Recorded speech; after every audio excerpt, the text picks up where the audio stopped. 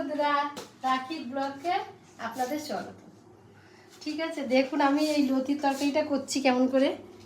এই আপনাদেরকে দেখিয়েছিলাম না সেই লতিটা কাটা, সেটা দেখাচ্ছি, এখন রান্নাটা দেখাচ্ছি।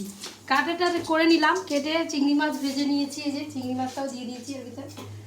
এখন আমি রসুন সম্বরা দিয়ে এটাকে সম্বরা দেবো, তরকারিটা করব। দেখুন বন্ধুরা,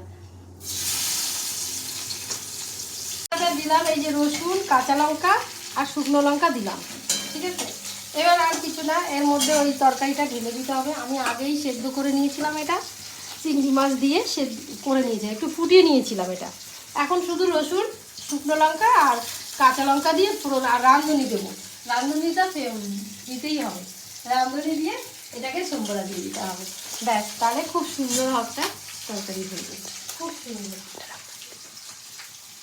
বন্ধুরা, আপনারাও বাড়িতে করবেন।